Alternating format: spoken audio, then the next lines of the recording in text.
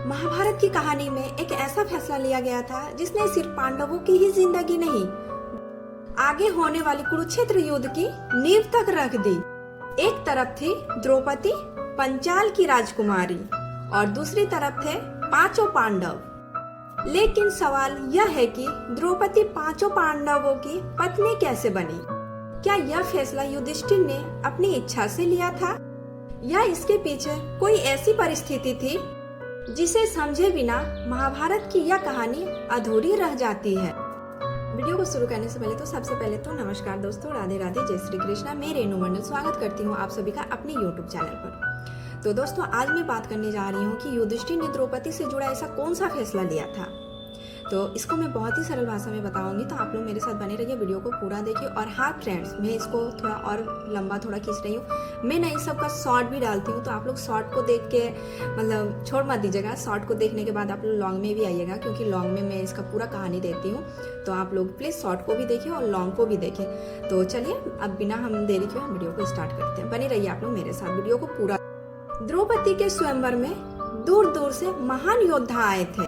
स्वयंवर की कठिन शर्त थी, एक घूमती हुई मछली की आंख को नीचे रखे जल में उसका प्रतिबिंब देखकर निशाना लगाना था। अर्जुन ने यह कठिन परीक्षा पूरी कर ली। द्रौपदी ने अर्जुन को अपना पति चुन लिया। इसके बाद पांडव द्रौपदी को लेकर अपनी माता कुंती के पास पहुँचे, लेकिन उस समय कुंती को पता नहीं था कि वह क्या लेकर आए हैं। पांडव ने अपनी माता से कहा, माँ, आज हम आपके लिए एक अद्भुत चीज लेकर आए हैं। बिना देखे कुंती ने कह दिया, जो भी लाए हो आपस में बांट लो। जब कुंती ने देखा कि वह वस्तु नहीं बल्कि द्रौपदी है, तो उन्हें अपनी बात का एहसास हुआ। अब पांडवों के सामने एक बहुत बड़ी समस्या खड़ी हो गई। कुंती के बात को कैसे बदला जाए? और यहीं से शुरू होती है वो घटना जिसने महाभारत की दिशा बदल दी। युधिष्ठिर सबसे बड़े भाई थे। उन्होंने परिस्थिति को गंभीरता से देखा। यह सिर्फ विवाह का सवाल नहीं था, पांडवों के बीच एकता बनाए रखना भी बहुत महत्वपूर्ण था। अलग अलग भाइयों के बीच द्रौपदी को लेकर विवाद पैदा हो सकता था। महाभारत की परंपरागत कथा में अतः द्रौपदी के पांचों पांडव की पत्नी बनने की व्यवस्था स्वीकार की गई। लेकिन ध्यान देने वाली बात यह है कि इसे केवल युधिष्ठिर का अकेले फैसला कहना पूरी तरह से सही नहीं होगा।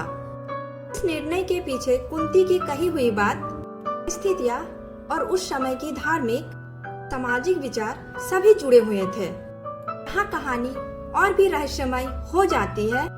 महाभारत की परंपरा में द्रौपदी के 5 पतियों की कथा को पिछले जन्म से भी जोड़ा गया है।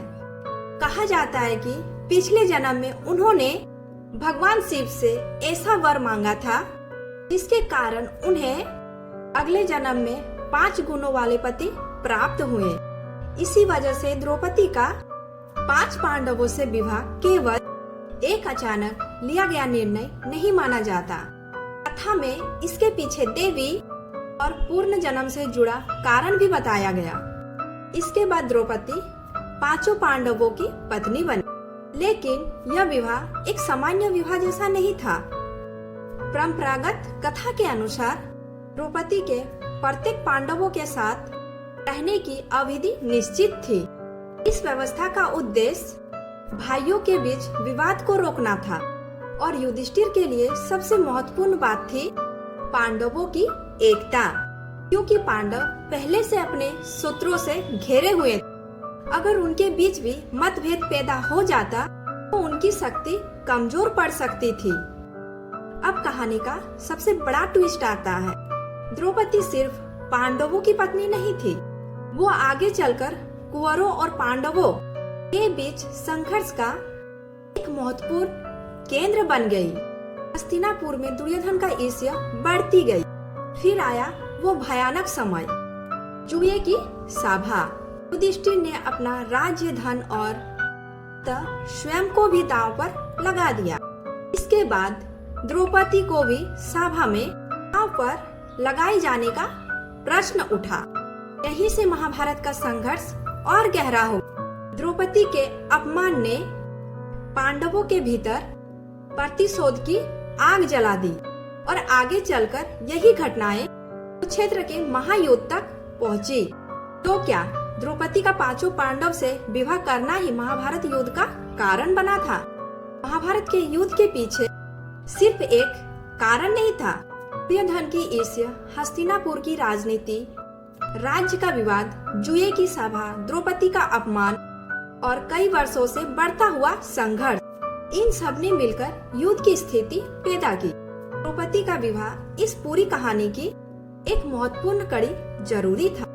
महाभारत हमें यह बताती है कि कभी कभी एक छोटा सा निर्णय आने वाली पूरी घटनाओं को प्रभावित कर सकता है। द्रौपदी का पांचों पांडवों से विवाह भी ऐसी एक घटना थी, लेकिन इसके पीछे सिर्फ युधिष्ठिर का फैसला नहीं था।